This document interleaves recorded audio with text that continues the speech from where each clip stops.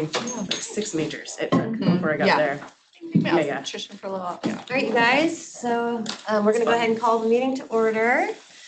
So should we do a round of introductions? Is that what you're thinking? Yeah, I think that, yes, we have Morgan who's joining now, so we'll definitely introduce Morgan, and I think kind of on the other side of brief, we don't have to take a whole bunch of time, but I think it'll be good.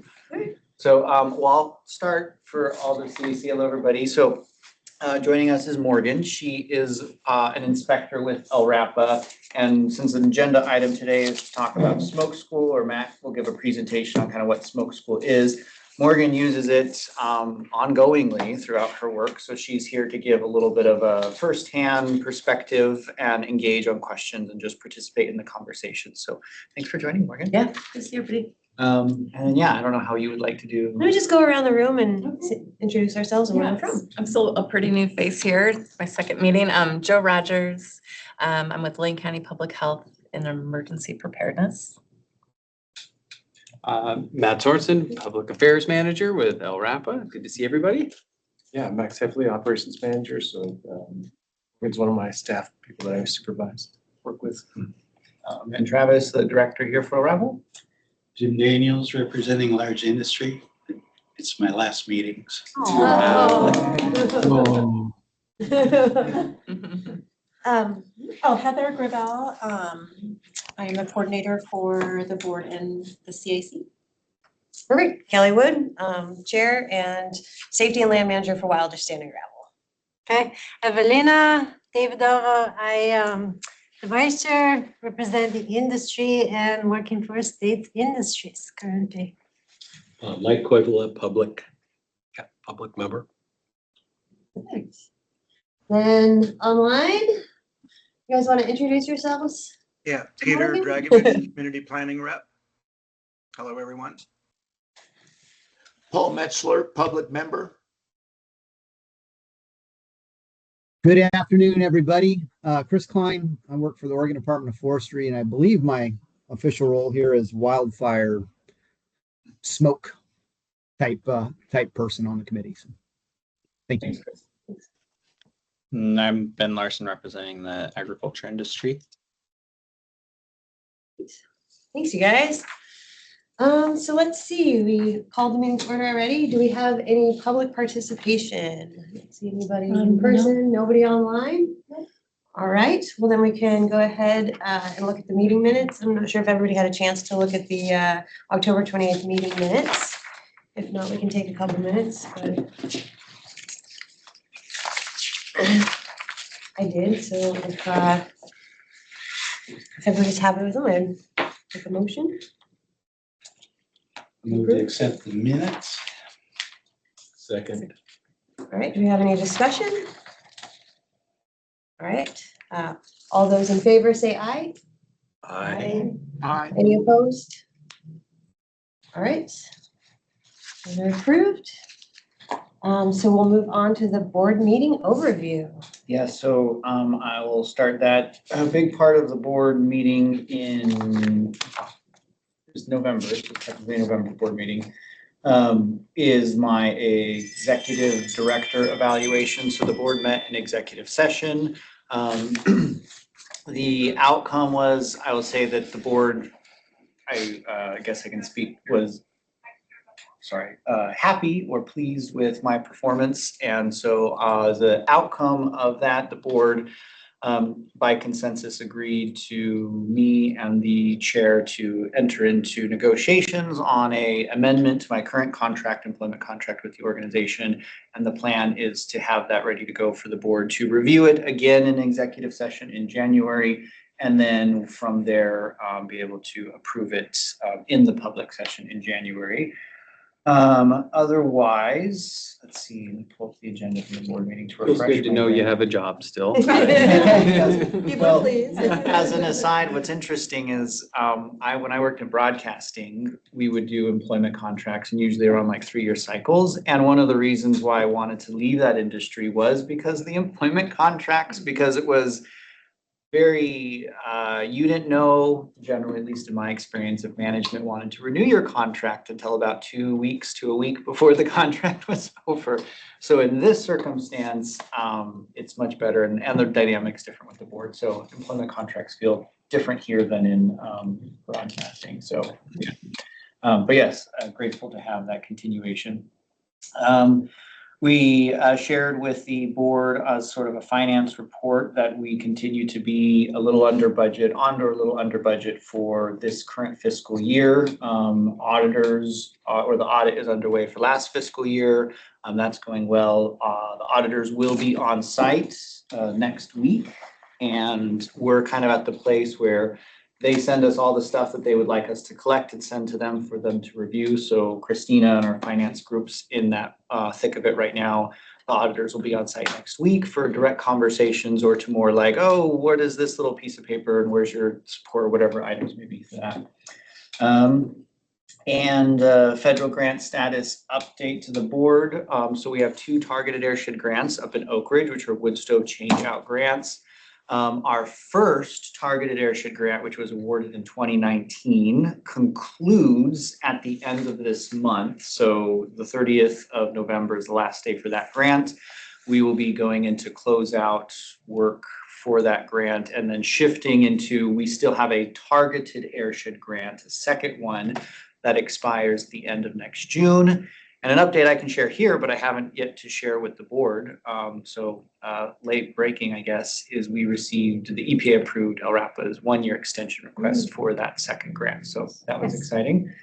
And the first targeted airshed grant, we should be able to, of the funding that was allocated was $4.9 million.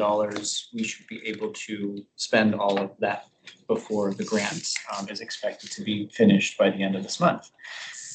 And then we gave a presentation to the board on Homewood heating season. Matt gave a very good presentation, which if the CAC is interested in our Homewood heating program, and which is basically when we say your wood stove usage is a green day, use it and, you know, observe kind of good burning practices, of course, or a yellow day where we're curtailing it voluntarily, or a red day where we say no visible emissions from wood stoves.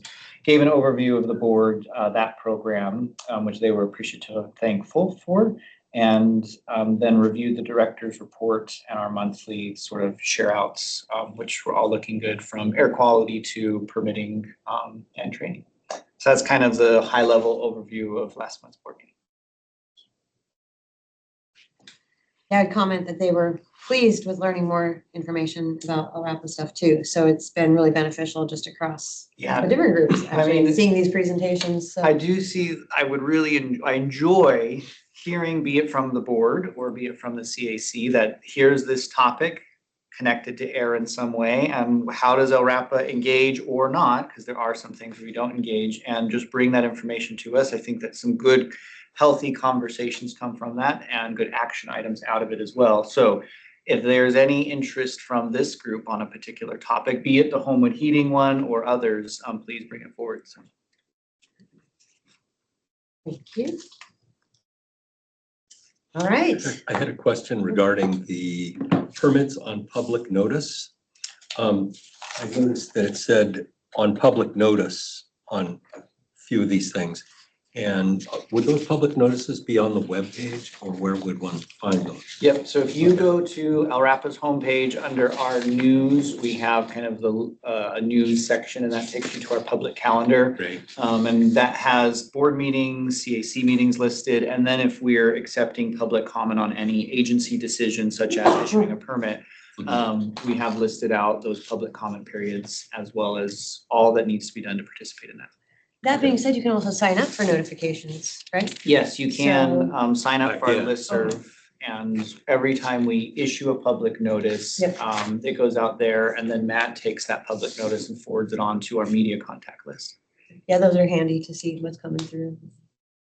Perfect, thank you. All right, should we hand the reins over for the smoke school presentation? You ready? Sure. Okay.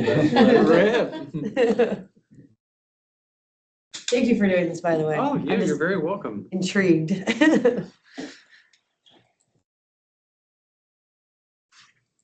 I will preface on this is that Travis had wanted me to know is that you'll see in the picture here on the landing page, that's wood smoke, right, that you're looking at there. But there are photos throughout this presentation that are of steam coming from stacks.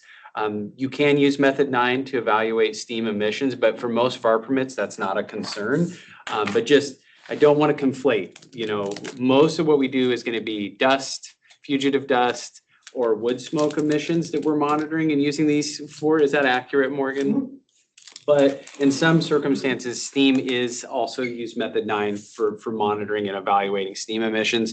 So just as you see, not all of these, and I think you all will probably catch on, the ones that the huge white plumes is steam in those photos. So just for clarity's sake. So if you go ahead and push forward. It'll play nice. There we go. Too far. There we go. Now if you'll just hit ahead one time. So I wanted to give a little bit of the history about, well, how did we come into doing method 9? Because it hasn't always been a thing. And so because our mission is to protect air quality, being able to measure visibly what's coming out of a stack actually has quite a bit of value, because even from a non-scientific perspective, the darker the smoke, more things are going into the air, right? So if you'll go ahead and hit the next one.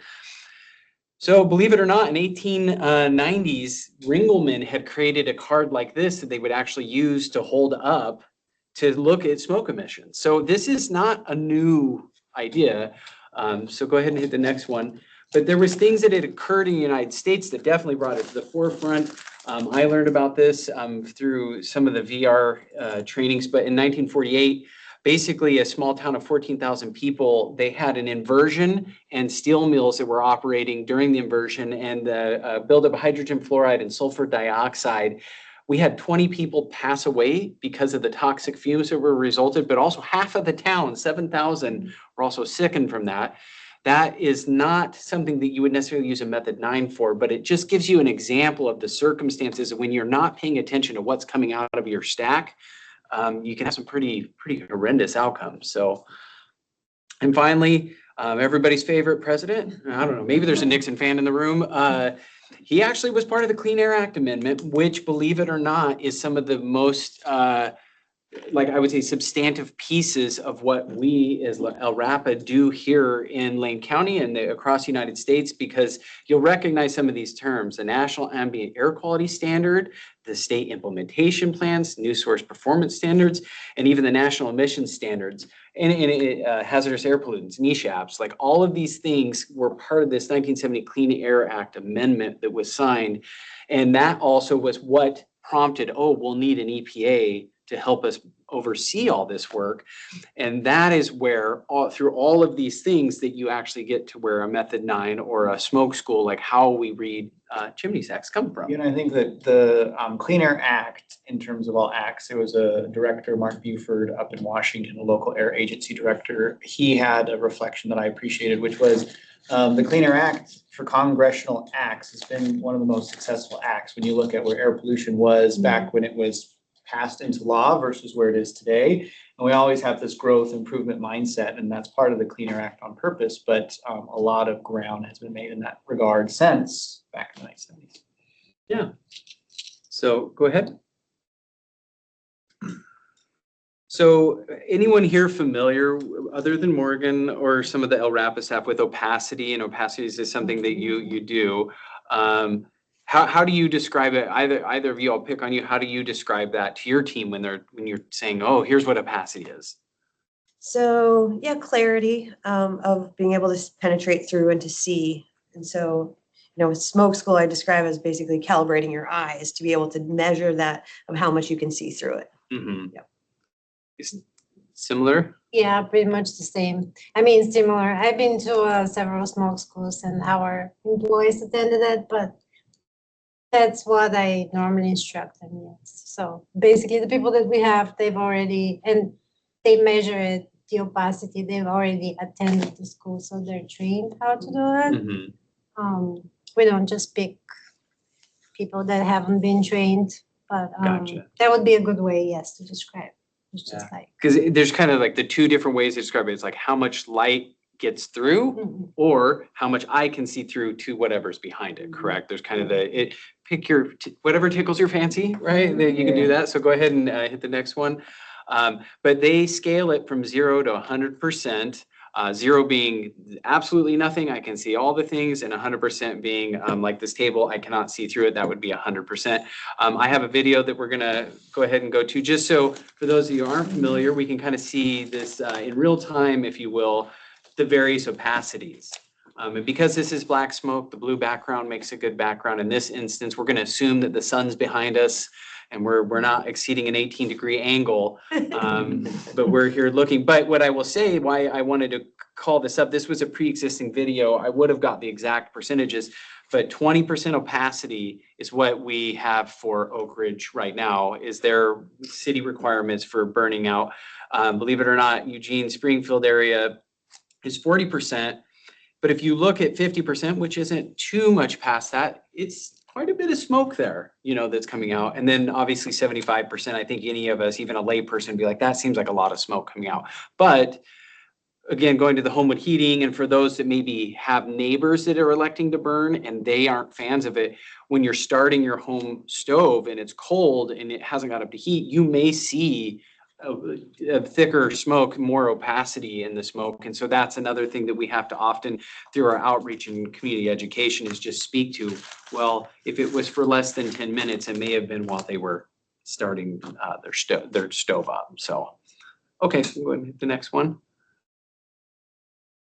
So, so the smoke school, or the EPA Method 9 training for this, the biggest piece, in my opinion, and what I was doing to prepare for this, is that there's the lecture piece, right? Is it actually you're got a classroom setting and that you're actually getting taught about observation techniques and all that. Then there's the visual test, which I'm talking to Mandy, which is Morgan's teammate.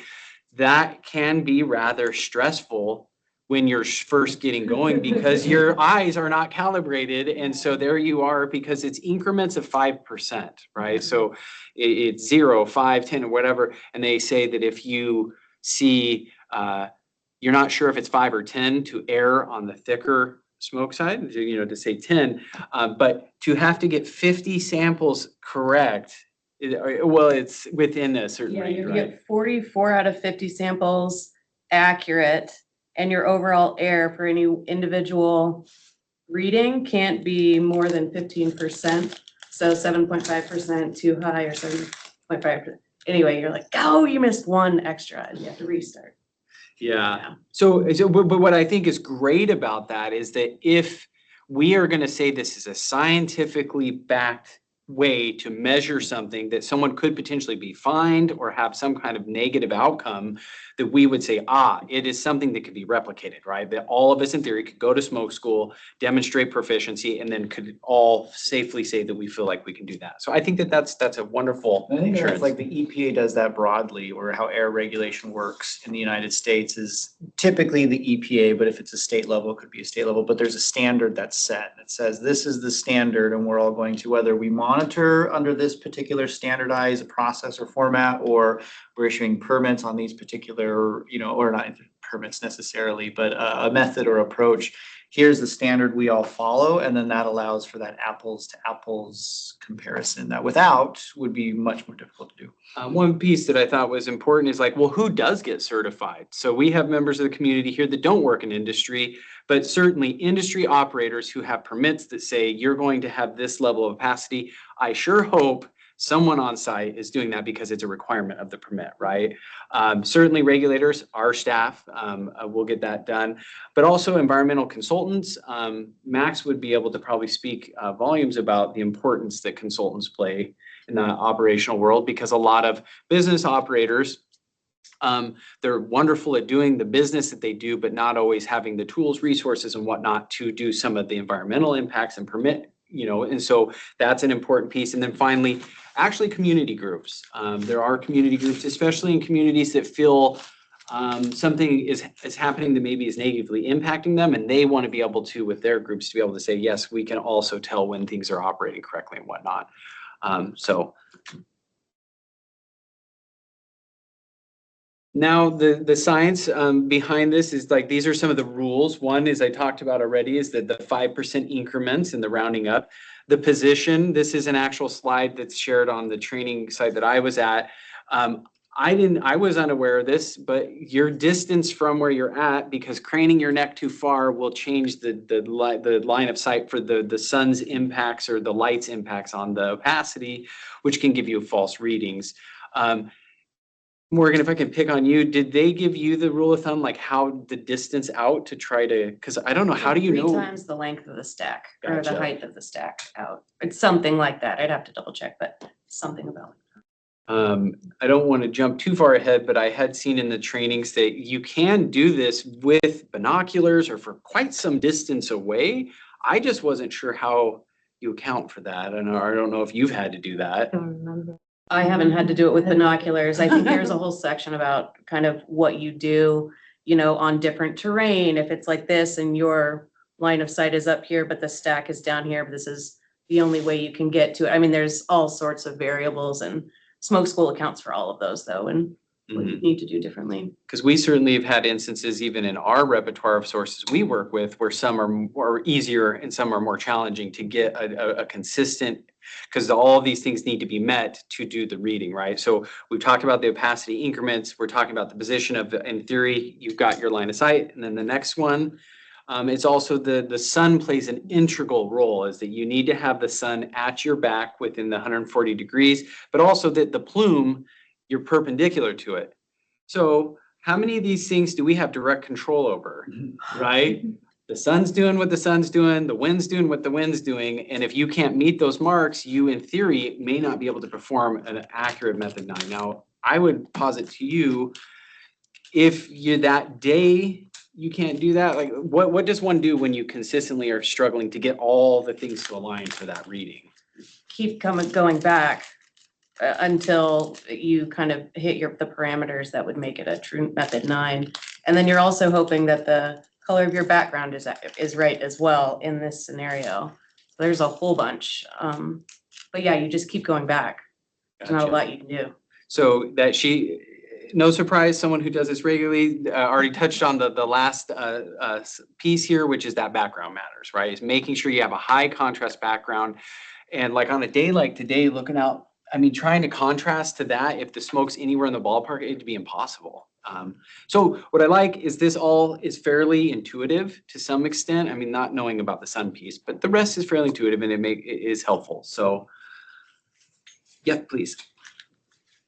So now here's what I thought was interesting is they're modernizing this process of getting trained. So on that first picture you saw, there was a group of people outside actually burning something, and you know, it's coming out of the stack.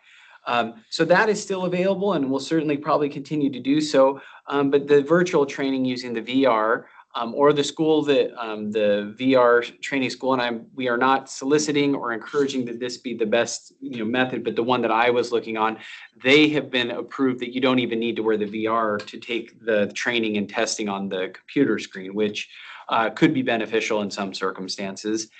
But the frequency, because in my opinion, I was playing with it to let me do a training on my own to try to guess the opacities. Like I was like, dude, this is hard. This is really hard to do. But I was doing it just out of the gate, just giving it a go kind of deal. But I see this as being every 6 months, you have to get renewed and do that if you'll hit next. But this is really from their side, but tells the story of what I've heard from Mandy. Again, she had shared this is when she was taking it, it was in fact raining, it was cold, she was struggling to get past on the test, so her amount of time in these conditions extended, and I think there is a level of physical fatigue you start to experience when you're out there staring at smoke and trying to do all those things. So versus as this young man here is just kicked back in his temperature controlled environment, being able to do that.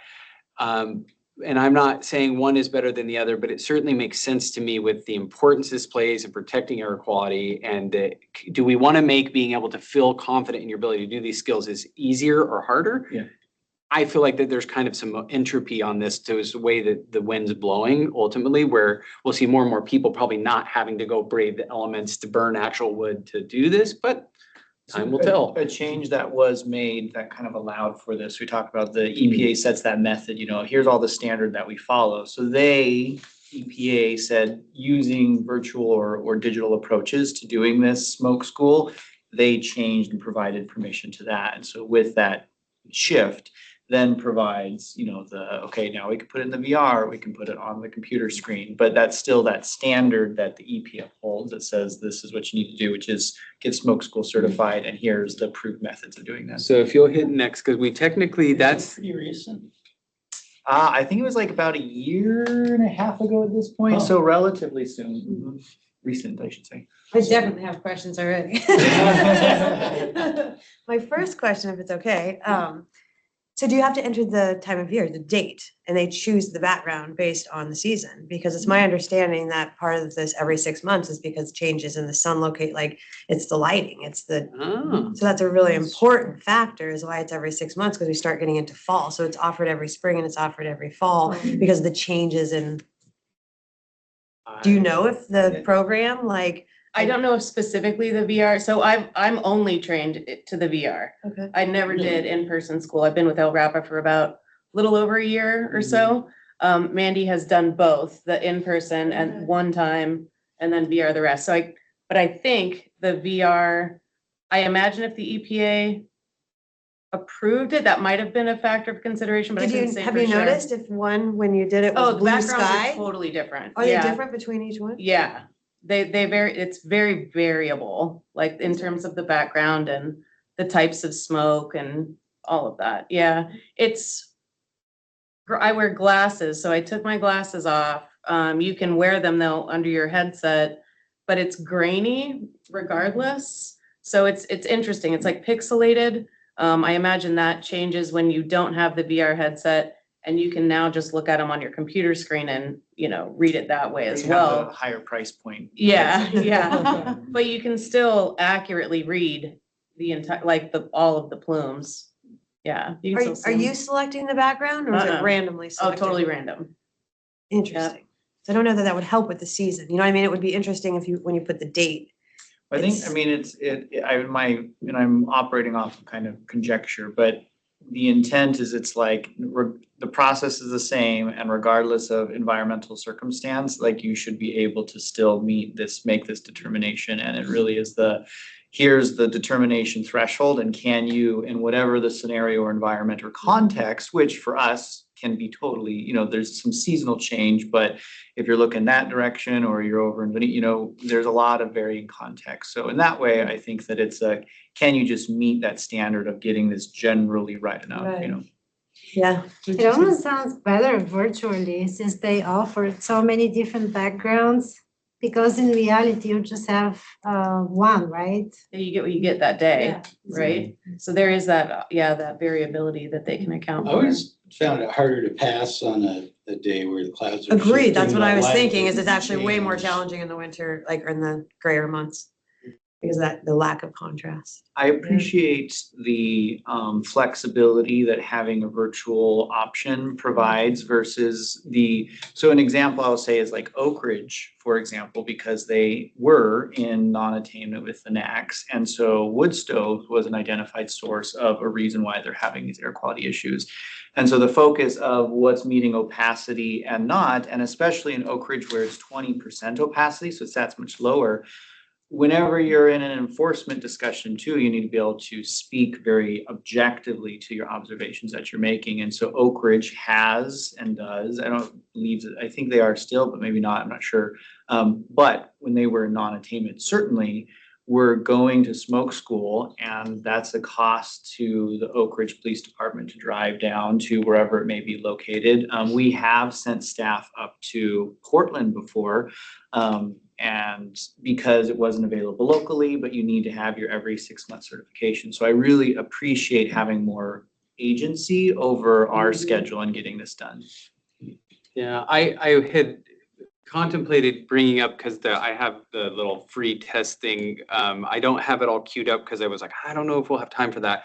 But before you leave, if you want, we could pull it up, because I again, I just did it briefly for a couple minutes and it felt like it was doing different backgrounds, but I don't know if it was accounting for I think it sun would be and all great those if other it did, things. honestly, because that would help with, but it is the other thing that would have been really beneficial, because Wildish is steam, right? It's moisture, it's wet stack, and Smoke School doesn't offer that. And so do you know if the program offers to read wet stack?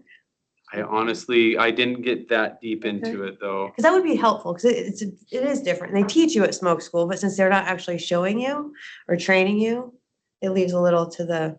Do you find, Kelly, that there's a lot of conversation? Because we will have a lot of times with folks looking at the steam stack and seeing and believing that it's smoke. And then if it was smoke, be like, yes, that would be, there would be a lot that we would want to understand, but knowing that it's water vapor, that changes the dynamic to it. And so we are in many places explaining that nuance there. But for just for Wildish, is that a topic that comes up a lot for you?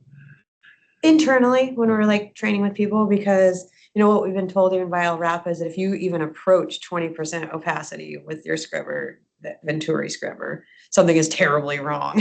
So we already know that we'll never, get, something would have to be going really, really wrong for it to even come close.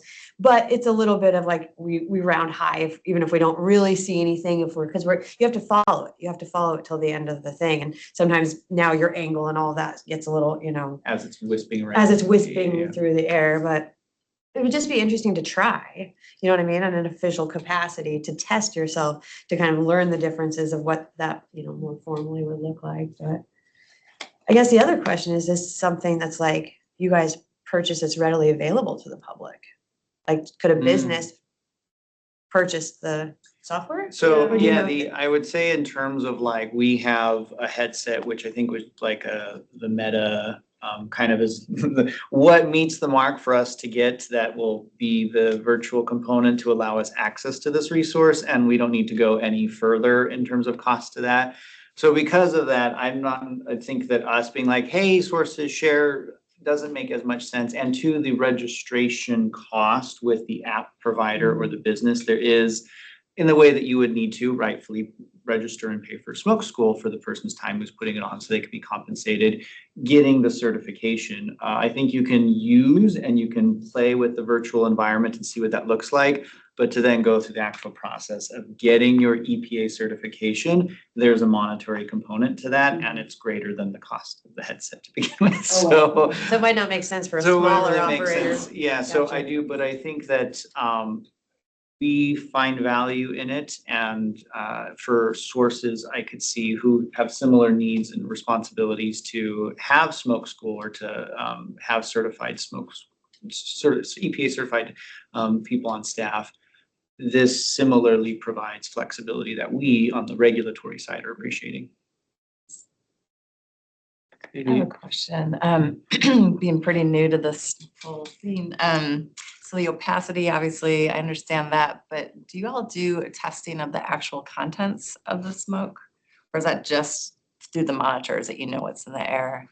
I mean, for Smoke School and what we're looking at in terms of how dense is that, because there are rules and regulations that say, or essentially, we're not so interested in what the items or the compounds are. We're more interested in how see-through it is, and that's where the determination is. But under permitting, we do have things called stack testing or source testing, where there is essentially a sample is taken out from a stack and then it's sent off to be looked at and analyzed. So Smoke School and Method 9 doesn't get to that level of interest, but through the regulatory framework, we very much do that. Got it. Yeah, the Smoke School is just a visual, sorry. Mhm. I'm Yeah. sorry. But opacity is sort of a proxy measure of Mhm. everything else coming out of that Yeah. stack. From If- testing. If you're below the limit, then there's a basis to believe that everything else is okay too. Mhm. Max, do you have any thoughts to help tease out what Joe's asking towards? Because I do think it's important for folks especially in the health sector to understand how this all interplays.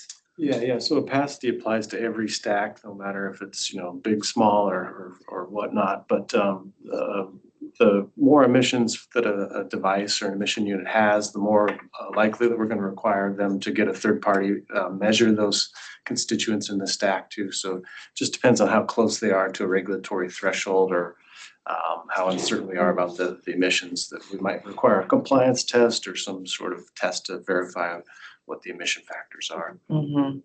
And depending on the industry, like for example, at Wildish, we do annual burner tune-up. So they basically go in there and calibrate it and they can make small adjustments. That's in addition to the source testing. And so different permits have different requirements depending on the, you know, the equipment that they have, but. And I think a nuance too, that'll happen a lot of times with the source testing, or even like Cleaner Oregon from a state air toxics perspective, is we say, we want the business to be in like high gear, you know, like we don't want a 20% busy day. We want 100% busy day. Like what's the busiest and what's the most that you're going to be doing to where your emissions would be at their greatest. And that's when we want to get a sample of what is. So we're that's a health protective assumption to be making. And so in the regulatory process, even in source testing, we're trying to find those health protective. And before we go to Paul, I do think it's Max and the permit writers do a lot of that health concern, looking at the things as they're working on the permit to know, okay, well, what's coming out, how much? And so there's all of that work is being done on the forefront. And so then something like the opacity is kind of like, we are comfortable with what is coming out as long as it's within the parameters of that opacity. It's almost like daily verification, weekly Yeah. verification as opposed to. Makes sense. So, yeah. Paul? Yes, these opacity tests, does it have any applicability to mobile sources like trucks and railroads? It's just stationary point sources, right? Except for fugitive dust. But then fugitives you would. But just dust though, right? Yeah. Yeah, so you're not supposed to read opacity from a fugitive source. So anything that technically has a stack or a defined opening, you can read opacity. But yeah, LRAPA only regulates stationary sources. Okay. But maybe you mentioned method 22. Right, yeah. So Jim says, mentions method 22. That's whether or not you just look at something and see if there's some sort of opacity there at all. So it's like a yes or no kind of thing. And you're not measuring how much of the background is obscured. You're just seeing whether or not opacity is present at all. And for how long? Right, yeah. But same principles of sun direction and that kind of thing apply. Yeah, and permits, when somebody has to do is required to do like method 22, they still have to have knowledge of method 9, which is your smoke school. So they don't have to be certified, but maybe take the lecture portion of the method 9. So all of those same principles still apply to the method 22. I guess just maybe one last thing is that they do have devices called continuous opacity monitoring systems, or COMS. So like the biggest facilities are often, the federal regulations or something triggers them to have install a device that is basically measuring opacity at all times. The pulp mill has those. That's convenient. Yeah, because then it makes me think of like the nighttime emissions that sometimes have been said to go higher. And obviously you can't do any opacity check at night. Yeah, So in that night, case, fog, rain, snow. There's a lot of different physical interferences that make you have to come back, do it again. Curious, Morgan, do you have anything that you think would be interesting or relevant to the group, just as far as your lived experience working with this and being relatively new to our? So I guess just, being new, you kind of drive down the road. We use smoke school or method 9 or method 22 kind of in 3 aspects of my job. And that's responding to complaints, whether it's Homewood heating complaints or open burns or something like that. And then also during the permitted facility inspections.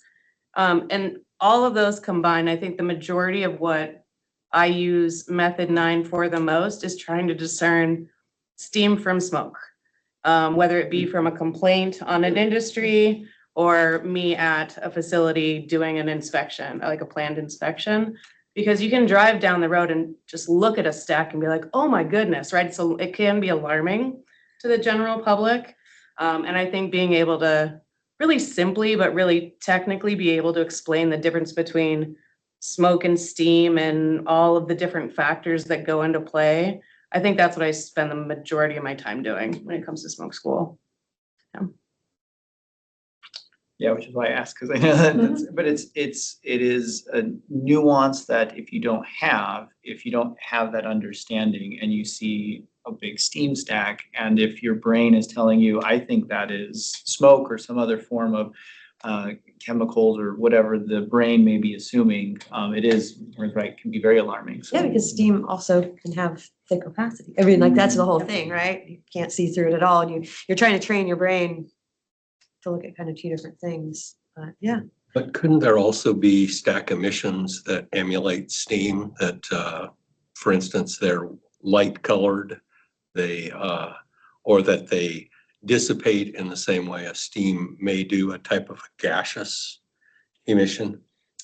perhaps, but I'd look to Max if you have any kind of reflections on that. Yeah, I'm not sure of specific examples, but yeah, typically when you're seeing things that have opacity that's not uncondensed water, uncombined water, it has a long tail to it, like it persists for a long time, whereas it doesn't dissipate as much as like steam would, which dissipates pretty quickly. And then so like Kelly says, you're looking for that tail that carries on past that dissipation. But there are also gases that would dissipate in the same fashion that steam would too. Yeah, correct? gases potentially, but yeah, we're talking about particulate matter, so Okay. it is a solid material inside the gases, yeah, so.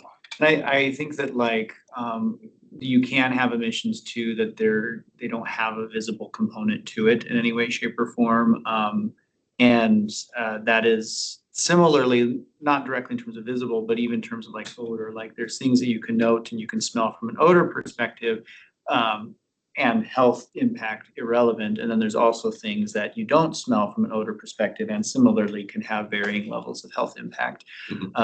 One of the things that I think about a lot of times, which is like smoke or if there's incineration that's taking place, that's when you'll start to get that particulate matter. A lot of times we'll have in permit conditions, assuring that the temperature is above a certain level that helps to encourage more of that complete combustion. Approaches to, if you have something that burned once in the process or the system, is there a way for that air to sort of be brought back into the heater so there's a second form of any leftovers to burn? And in incineration is when you get the particulates and the method 9 becomes applicable. But we do have VOCs and emissions that don't have particulate matter that are of too interest and concern to us. Also tested, yeah. I think it's a real treat, and I want to thank Morgan for making time to join us today.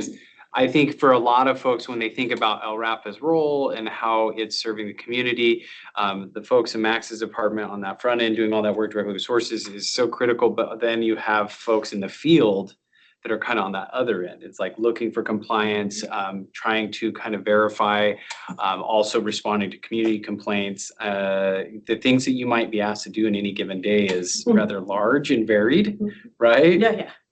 And so I'm just very, very appreciative of all the things you do on behalf of our agency, on behalf of Lane County, but also for making time to come here and kind of be a part of the Citizens Advisory. Yeah, you bet. Thank you. Yeah, thank you. So speaking of, didn't you mention too that you have something on your website for like the general public about opacity? A bit, yes. So Yeah. if you go to on our complaint webs page, we have an informational kind of like to set people to right context for what will be a helpful complaint to us, which is essentially, could be said, the more detailed, the more helpful, the more vague, the less helpful. But one of the graphics in there is a bit of an opacity kind of try. Those were great little pictures, Yes. actually. Matt found some good resources those are that we great. have and can recycle now, so yeah. Perfect. All right, any more questions or comments? I might just say, when you go to recertify, there's always a little session before they show you the standards where you can check yourself. And it's really is amazing of how close you get even after 6 months. Yeah. Although I will say most people are either better at one or the other. Black smoke, That's white true. smoke. Like, right? It's really interesting. Like, which one are you like? And you'll get really close on one and a little bit closer to passing on the other. Well, and some- Easily it changes for me, but Some people are take to it more naturally too. I had a colleague who would go to Roseburg to test just because they had better backgrounds and he always. Oh, wow. Well, Morgan, I'd be curious if you get an opportunity next time, here in Eugene, they have it at Camp Harlow. Yeah. And they offer it usually 2 days because there are so many people. And I'd be curious the comparison, Okay. if you have an opportunity to do that, because I love the idea of being able to do it, because the more people, right? You have this Yeah. technology, if you can get more people certified, you can have backups and that sort of Well, thing. I think so. exposure through variation has some benefit too. There's the convenience of it, but then the real actual setting can have nuance that maybe you don't quite get in the virtual environment. Yeah. You could ride go-karts after you're done. Bumper boats? Yeah, exactly. I wish. All right.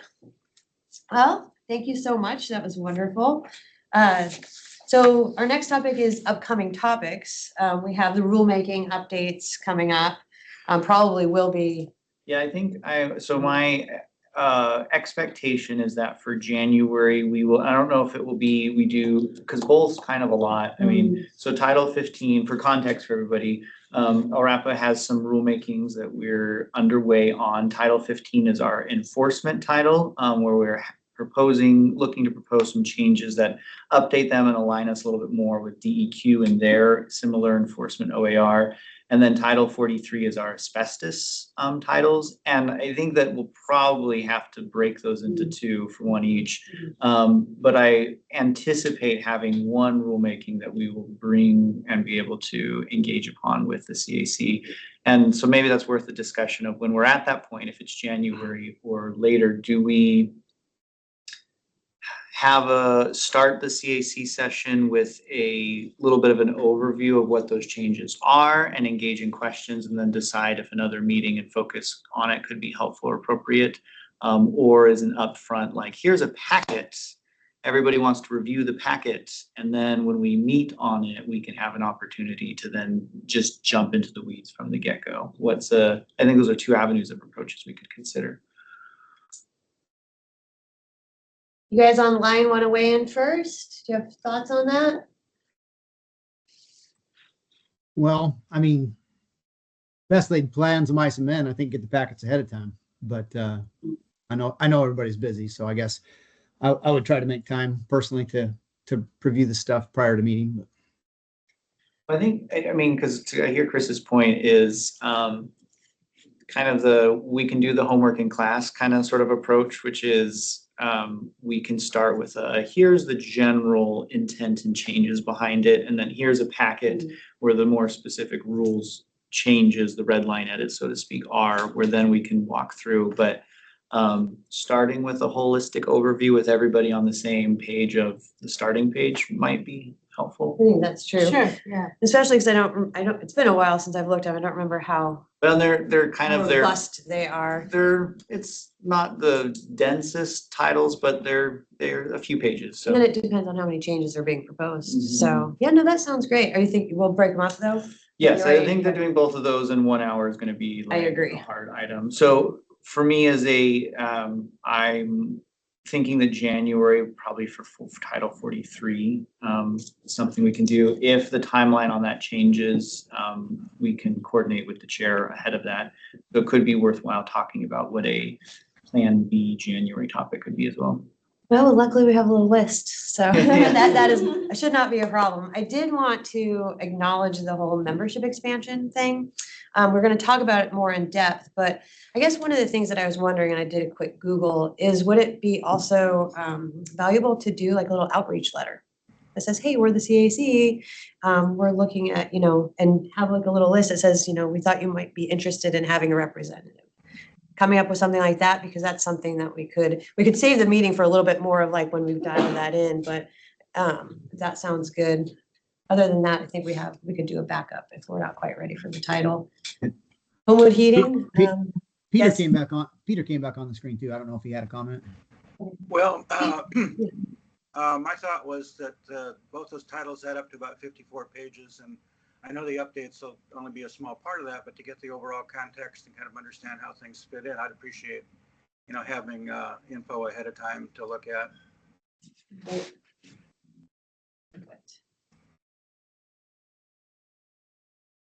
Homewood Heating, does that sound like a interesting presentation people would want to see if they're willing to? Okay, that could always be a good backup too, for if we need to fill something.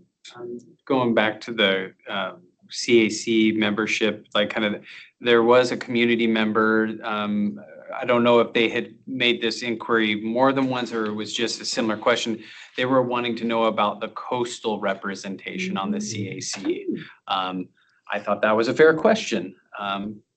Because I don't believe anyone currently on the CAC resides in that part of the county, so also geographically might be something to Well, the hybrid consider. has certainly Yes. opened a Yes. lot of opportunity Yeah. for that. Probably in the past, it wasn't so much an option. Well, you know? again, you could reach out to community groups in those regions. I mean, Oak Ridge hasn't had representation in a long time either.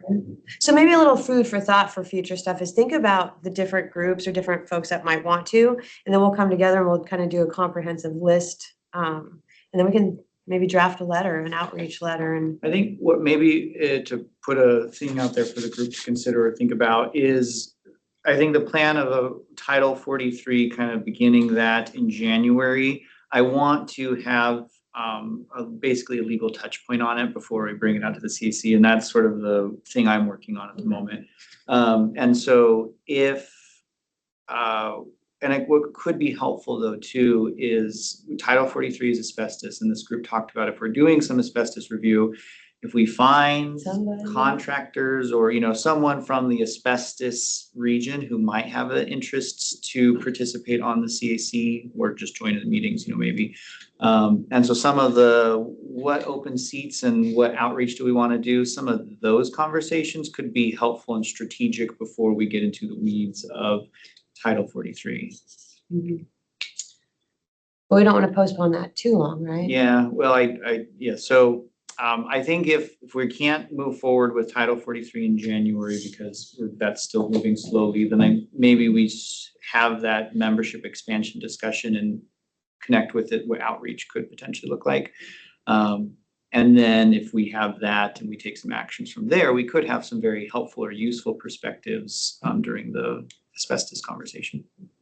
Have there been meetings in the past that you ever allocated like an additional 15 minutes for the meeting? If there No, was but- support? I think that nothing prevents it. I mean, would people be willing to, go an extra 15 minutes in January so we could touch base on both of those things? And I could even have like a draft letter that we can take a look at for outreach? Yeah, sure. Paul, Peter, Chris, would you guys be willing to stay over about 15 extra minutes in the agenda so we can? That works for me.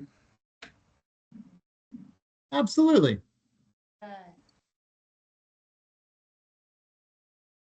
All right, okay, well, let's do that. Let's put that on the agenda as well. And then in the meantime, since we don't have a December meeting, it was a very simplified letter of just, hey, this is Citizens Advisory. We're just doing some outreach. We thought you might be interested, so we can come up with something. And then what would be helpful to me though, is if everybody could brainstorm a little bit about potential organizations or folks to reach out to.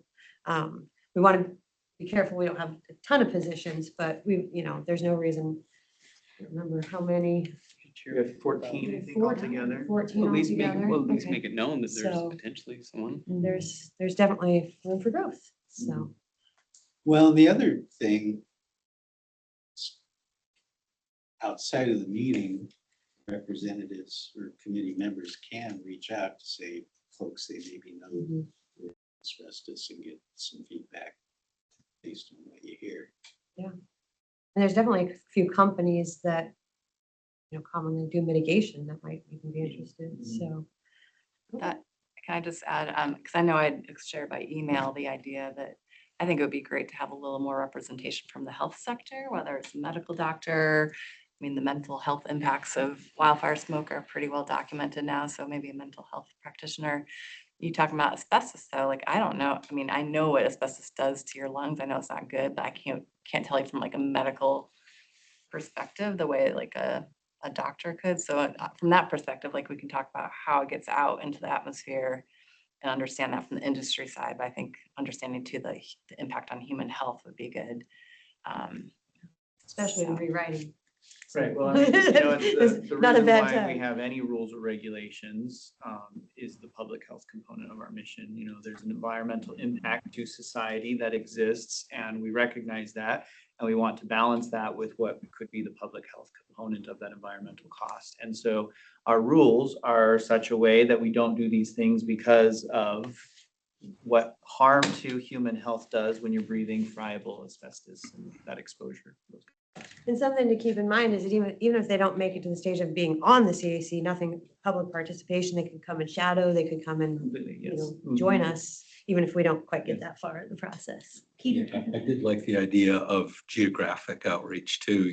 Someone mentioned Oak Ridge, and then I'd also think that even though we do have a farming representation, that perhaps some of the people up in Junction City or the grass seed industry, so maybe an outreach to some of the local government,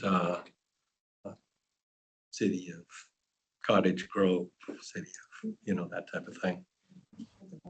And the coast, definitely. Well, and please, if you guys have anybody specifically in mind, that gives us a head start, invite them to the next one. Yes, you have any sales leads for us? Peter? Yeah, I wanted to add that I really support that idea of having not only the physical aspects of impact of smoke, but as we know, there's information out there about mental effects too. And I like to have some acknowledgement or some additional information on that side of it. If we go into that deep of a dive. Yeah. I think the challenge in the past has been finding people, but the more outreach we do, the better. So- Well, and I think that having a list of here's what because part of that pitch, I guess, so to speak, is to say, hey, we have tangible things we're working on that you might be interested in, and having a list of here's what's coming up, I think could be more enticing for people to say, yeah, that sounds like it's worth my time. Even sharing a few past topics, things that we've worked on could be. Yeah. Great. All right, well, we have a few minutes left for roundtable. Why don't we start with folks online? Paul, do you want to start roundtable? Anything for us today? I really don't have anything today. All right, thank you. Peter? Well, we knew this day was coming and I still feel sad about it. Jim, you said this is going to be your last meeting. I really appreciated your knowledge and your character and working with you the past couple of years, and wish you the best as you pursue your next adventures. Really appreciate your working with you. Chris? Yeah, thank you. I echo that, Jim. Thank you for your service and your commitment to this process and the community. Really have appreciated your leadership. So thank you for that. As far as roundtable topics, just I guess an update that we are probably agency wise, I don't know, probably 90% of the way through our fuels reduction work that we're doing this fall. So as far as air quality issues go and smoke, and I think it's gone relatively well. There was a bunch of smoke in the Cottage Grove area last Friday, which I'm not, I didn't come from, best I could tell, it came from something happening in Douglas County. So it's, but I don't know if El Rapa got any complaints. I got one private phone call, somebody that knows me and knows what I do for a living. And I started looking into it and jumped on the cameras, and it was right before dark. So I wasn't able to really track it down. But other than that, that's the only issue I've heard of air quality wise. So I think we've had a pretty successful season. But.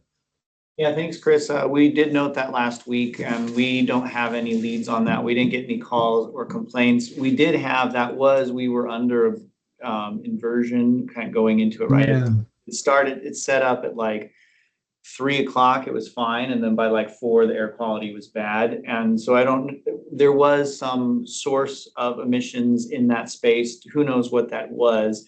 But then I think that as the sun set and things cooled, Cottage Grove was faster in inversion, and then it was just all at the surface.